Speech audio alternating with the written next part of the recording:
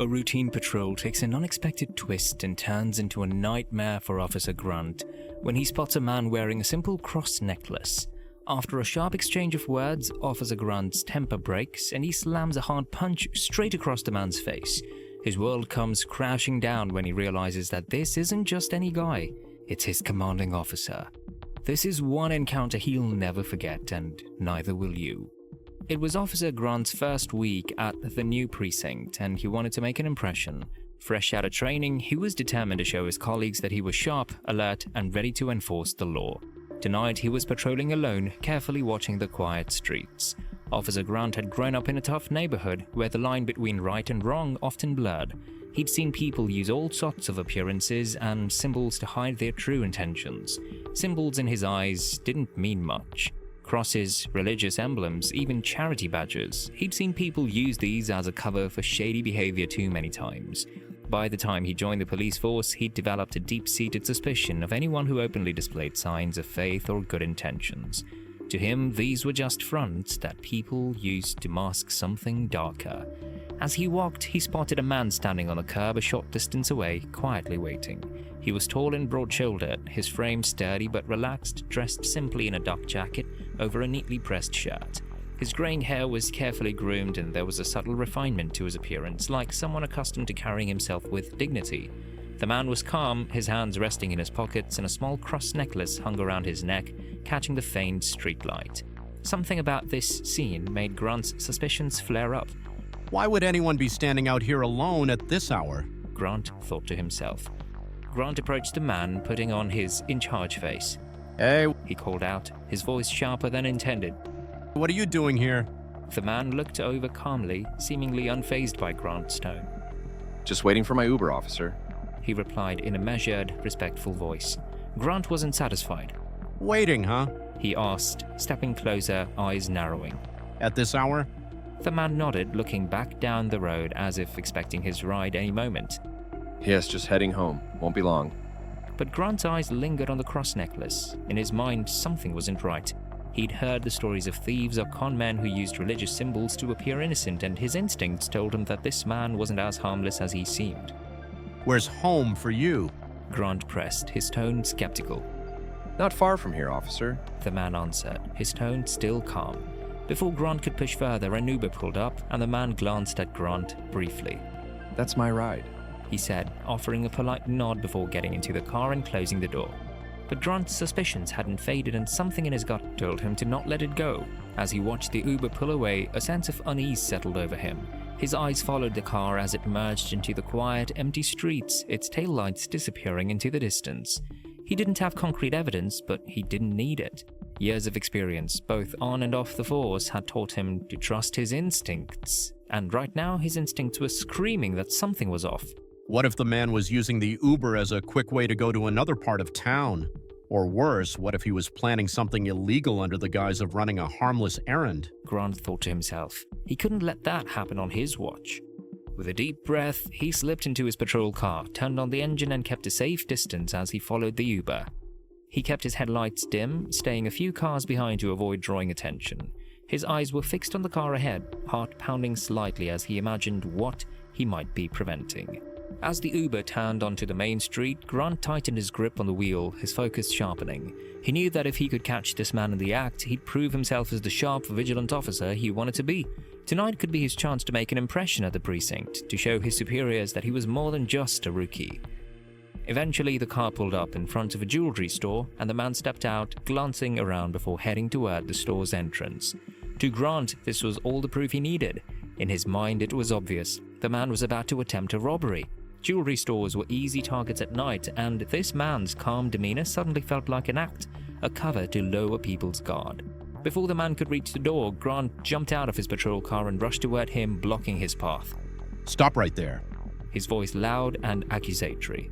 The man turned, startled. Excuse me? Officer, what's going on? Grant didn't hesitate. You thought you could just walk in there and help yourself, didn't you? His voice was filled with suspicion, his eyes narrowing as he stepped closer. The man looked genuinely confused. I'm here to buy a gift. It's my anniversary tomorrow, and I wanted to pick something special for my wife. Grant scoffed, shaking his head. Nice try, but I'm not buying it. A man like you doesn't come to a jewelry store at night unless he's planning something shady. The man frowned, but he kept his tone calm. Officer, I'm telling you the truth. I don't know what you're assuming, but I'm only here to buy a gift. But Grant wasn't listening. Convinced that the man was lying, he reached out, grabbing him by the arm to stop him from entering the store. You're not going anywhere. The man tried to pull his arm free, his calm demeanor starting to crack. Officer, let go of me. I'm not doing anything wrong. Grant's grip tightened around the man's arm, his fingers digging in as his suspicions boiled over into full-blown certainty. The man looked at him, confused, tugging slightly to free himself, but Grant held firm. Officer, you're making a mistake. The man said, his tone calm but edged with a hint of frustration. I told you, I'm just here to buy a gift for my wife. Please let me go. Grant's jaw clenched as he stared at him, his eyes narrowing.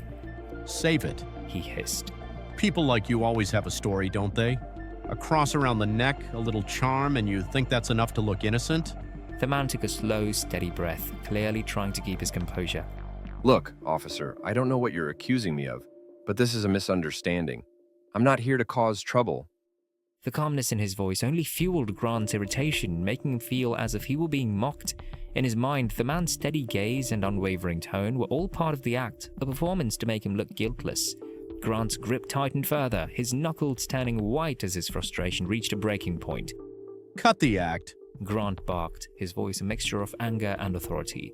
You thought you'd just walk in here, take what you want, and get away with it. But not on my watch. He yanked the man closer, his face inches away, hoping to intimidate him. The man winced slightly, but didn't break eye contact. I'm only trying to buy something for my wife, he said, each word spoken carefully, as if trying to defuse a bomb. Please let me go. I've done nothing wrong. Grant's eyes narrowed and his face twisted with barely restrained anger. Every word from the man felt like another lie, another attempt to slip out of the trap. Do you think I'm stupid? He snapped. You think a couple of sweet words and that cross around your neck will get you out of this? The man tried again to pull his arm free, a bit more forcefully this time. Officer, this is harassment. I haven't done anything. Let go of me. The resistance only spurred Grant on. His pulse quickened and he could feel the tension in his body building, his instincts pushing him to act, to make sure this suspect didn't go through with whatever plan he had in mind. You're not going anywhere, Grant muttered, his voice low and dangerous. The man's calm finally cracked. He tugged at his arm, his voice tense. Let go! In that split second, a surge of frustration and anger overtook Grant. Without thinking, he pulled back his fist and drove it hard into the man's face. The impact was fierce, a flash of knuckles against skin, and the man staggered back, his hand flying to his face as he struggled to keep his balance. But the blow had been too strong. With a dazed expression, the man stumbled, his back hitting the glass frame of the store entrance. The glass trembled and splintered, fine cracks webbing out from the impact. A thin line of blood trickled from a fresh cut on his cheek, and his eyes blinked slowly as if trying to refocus. For a moment he looked at Grant, his expression one of stunned disbelief as he couldn't quite understand what had just happened. His hand dropped to his side and he took a shaky breath, swaying slightly. And then without a word, his knees buckled and he collapsed to the ground, his eyes closing as he lost consciousness. Grant stood there, breathing heavily, staring down at the man he'd just punched, his own heart pounding. A rush of adrenaline and disbelief washed over him as he realized what he'd done. The store's cracked glass and the man lying motionless on the ground. It was a scene he hadn't anticipated, one he couldn't quite process. Just then, the distant sound of sirens began to approach, growing louder as they neared. The sound of sirens cut through the silence, getting louder and louder until two police cars pulled up beside the curb, their lights flashing brightly. An ambulance arrived moments later and the scene erupted with a hurried movement of officers and paramedics. Two officers rushed towards Grant, glancing from him to the unconscious man and back. One of them, Officer Diaz, eyed Grant with confusion and concern. Grant, what the hell happened here? He asked, his voice sharp. Grant swallowed, struggling to keep his composure. I stopped him. He was acting suspicious, hanging around the jewelry store. I thought he was going to rob it. He stammered, each word sounding weaker than the last. Diaz's eyes narrowed as he looked at the man on the ground, recognition flashing across his face. He froze and then his gaze snapped back to Grant, his face pale. Grant, do you know who this is? Grant's pulse quickened. Something in Diaz's tone sent a chill down his spine. Some guy who was acting shady? He replied defensively, his voice quieter now. Diaz shook his head slowly, disbelief in his eyes. Grant, that's Commanding Officer Brent. The words hit Grant like a punch to the gut. He felt the ground slip from beneath him, his mind reeling as he tried to process what Diaz had just said. Commanding Officer Brent? The Commanding Officer Brent? The name echoed in his head, and he looked down at the man on the ground, finally seeing him in a new light. The cross necklace, the calm demeanor, and the steady gaze all fell into place now. This wasn't just any man. This was his commanding officer, a man he had never formally met but had heard about through whispers in the precinct. Brent was known for his integrity, his unflinching resolve, and his dedication to evaluating officers under his command. And here Grant was, standing over him, the one who'd assaulted him without reason.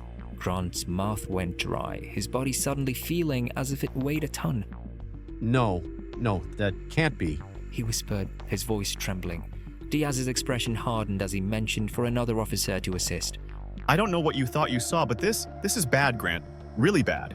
2 paramedics moved in, carefully lifting Brent onto a stretcher as they began to assess his injuries. Grant could only watch, his feet rooted to the spot, his mind racing with the horror of what he had done. He tried to speak, to explain, but the words caught in his throat. Why didn't you recognize him? Officer Diaz asked, his tone sharp and accusing. Didn't they introduce you to the command team when you arrived? Grant shook his head numbly, the weight of his mistake sinking in.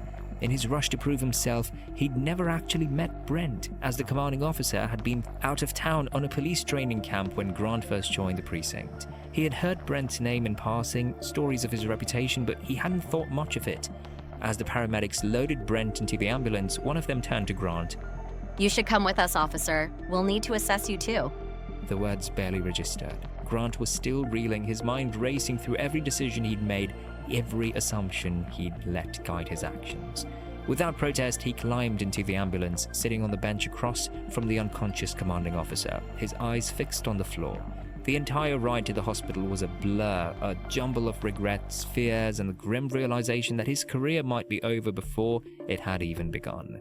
He could only imagine what awaited him at the precinct after this. The ambulance pulled up to the hospital entrance, and paramedics quickly moved Commanding Officer Brent out of the vehicle and into the emergency room. Grant followed behind, feeling as though he were moving in slow motion. Every step felt heavier, weighed down by the shock and the regret twisting in his chest. Inside, the paramedics whisked Brent away to be evaluated and treated. Grant was left standing alone, his mind spiraling as he tried to grasp the enormity of what had just happened. Just a few hours ago, he'd been patrolling, eager to make his mark, and now he could barely comprehend the situation he'd created. An officer from the precinct, Sergeant Lewis, arrived soon after. She walked over to Grant, her face set in a hard, unreadable expression. Sergeant Lewis was a seasoned officer, known for her calm, no-nonsense demeanor and an air of authority that commanded respect without ever raising her voice. She'd been with the precinct for over 15 years and had seen it all, from rookies eager to prove themselves to officers who burned out and everything in between. Physically, she was tall and fit, with a sharp athletic build that hinted at years of training and discipline. Her short, dark hair was always neatly styled, and she had piercing grey eyes that seemed to see right through people, catching the smallest hint of hesitation or dishonesty. She rarely showed emotion, maintaining a stoic expression that made it hard to tell what she was thinking. Grant, She said, her voice cool and controlled. we need to talk. Grant swallowed, feeling his stomach twist. Yes, ma'am. He muttered, barely able to meet her gaze. Sergeant Lewis led him to a quiet room off to the side, closing the door behind them. She folded her arms, her gaze piercing as she looked him over. Do you understand the severity of what's happened tonight? She asked, her voice sharp. Grant nodded, though he struggled to find words. I thought he was up to something. He was acting strange outside the store, and I thought he was going to rob it. He stammered, each word sounding weaker than the last as he tried to justify his actions. Lewis raised an eyebrow, clearly unimpressed. You thought? Grant, that man was your commanding officer. Did you even try to verify who he was before you acted? Grant's face burned with shame. I didn't know. I haven't met him yet. I didn't think. That's exactly the problem. Lewis cut him off, her tone ice cold. You didn't think. You assumed, based on nothing but your own bias and a few paranoid suspicions. And now, you've put Commanding Officer Brent in the hospital. Do you have any idea what this means for you? Grant felt a wave of nausea wash over him as he tried to steady himself. He'd known on some level that this was serious, but hearing it laid out so plainly by Sergeant Lewis made it all the more real. His assumptions, his need to prove himself, and everything had backfired in the worst way imaginable. I'm sorry, ma'am. I know that doesn't fix anything, but I am. He managed, his voice barely a whisper. Lewis's expression softened, but only slightly. Sorry doesn't undo what happened, Grant. You've shown a complete lack of judgment and control. I don't know how we're going to handle this yet, but you need to be prepared for the consequences. Commanding Officer Brent is a respected leader here, and you assaulted him without any valid reason. Grant looked down, feeling the weight of her words pressing down on him. The shame was overwhelming. He thought about the notes and flowers he'd planned to send, realizing now how empty and pathetic that gesture would be in light of what he'd done. There was no covering this up, no way to spin it in his favor. He had crossed a line that couldn't be undone. The following days were blur for Grant. Commanding Officer Brent was kept under observation for his injuries, and each passing day, Grant waited for news felt like an eternity. He knew the officers at the precinct were talking about him, as he could feel the judgment in their eyes whenever he walked through the station. He kept his head down, trying to avoid their gazes, but the weight of their silence was as punishing as any words they could have said. In a desperate attempt to salvage his situation, Grant sent a formal apology to Brent's hospital room, along with a bouquet of flowers and a carefully worded note expressing his regret. But deep down, he knew that words and flowers couldn't erase the damage he'd caused. Each day, he anxiously checked for updates on Brent's condition, praying for some sign of leniency, some indication that Brent might forgive him. But no news came, and the uncertainty dawned at him, making every moment feel like a punishment in itself. A week later, word spread that Commanding Officer Brent was being discharged from the hospital and would be returning to the precinct. Grant's heart pounded as he walked through the station that morning, his nerves raw as he anticipated what was coming. He tried to keep his head down, avoiding the eyes of his fellow officers who watched him with a mix of pity and disdain. Finally, the door swung open and Brent walked in, his face calm but stern, a faint scar still visible on his cheek. His gaze swept over the room, meeting the eyes of each officer before landing squarely on Grant. Officer Grant, Brent said, his voice carrying through the room with authority. my office, now. Grant's stomach dropped. He felt every eye in the precinct on him as he followed Brent into his office, the weight of his mistake pressing down on him with every step. Once inside, Brent closed the door and turned to face him, his expression unreadable. For a long moment he said nothing, simply studying Grant with an intensity that made him feel exposed, every flaw laid bare. Finally Brent spoke, his voice low and controlled. Officer Grant, do you understand what you've done? Grant swallowed, his mouth dry. Sir, I know I made a terrible mistake. I thought... Brent held up a hand, silencing him. You thought you knew what you were dealing with. You made assumptions based on nothing but your own biases. And those assumptions led you to assault a fellow officer who turned out to be your commanding officer, no less. Do you realize how serious this is? Grant nodded, unable to look him in the eye. Yes, sir. I let my suspicions get the best of me. I'm truly sorry. Brent's gaze remained steady, unyielding. Sorry doesn't change the fact that you acted recklessly without any evidence or justification. In this job, we don't have the luxury of acting on instinct alone. We have a duty to protect and serve, and that includes exercising restraint and judgment. You failed to do that, and now you're going to face the consequences. Grant felt a cold sweat break out across his forehead. Sir, please. I'll do anything to make this right. I'll take extra training. Brent shook his head. This isn't something that can be fixed with training or apologies. You've shown a lack of judgment and self-control that has no place in this precinct. He paused, letting the weight of his words sink in. Effective immediately, you are dismissed from duty. The words hit Grant like a sledgehammer. He felt his legs go weak, his mind struggling to process what he'd just heard. Sir, please. He whispered, his voice barely audible. Brent's expression remained stern. This decision isn't just about you, Officer Grant. It's about the example you set for your fellow officers and the trust that the community places in us. When an officer abuses their power, it damages that trust, and we can't afford that kind of risk here. Grant stood there, numb, feeling as though the floor had fallen out from under him. He wanted to protest, to plead, but he knew there was nothing he could say that would change Brent's mind. His actions had spoken louder than any apology ever could. Brent opened the door, his gaze hard as he addressed the officers gathered outside. Let this serve as a lesson to everyone here. He said, his voice carrying through the room. An officer's duty is to serve with integrity, without letting personal biases cloud their judgment. Officer Grant's actions are a reminder of what happens when we fail to uphold those standards. With that, Brent looked at Grant one last time, a mixture of disappointment and finality in his eyes. You're dismissed. Grant walked out of his office, every eye in the precinct on him as he made his way to the exit. His career, his reputation, everything he'd worked for was all gone, destroyed by his own actions. As he stepped outside into the cold air, the reality of his situation sank in, leaving him with nothing but the bitter realization that he had no one to blame but himself. With a heavy sigh, Grant turned and began to walk down the empty street, each step feeling like a reminder of the path he had chosen and where it had led him. As he moved farther from the precinct, he knew he couldn't return to his old life, couldn't undo what he'd done. All he could do now was confront the hard truth about himself and the man he had become. Grant had lost the career he worked so hard for, and his whole life changed for the worse because of one act he did out of bias and instinct. Want to know how biases can affect our justice system? Check out the story of Michael, a Christian man accused of breaking into his own house, and how a community stood up against prejudice. If you found this story compelling, be sure to like, share, and subscribe for more content.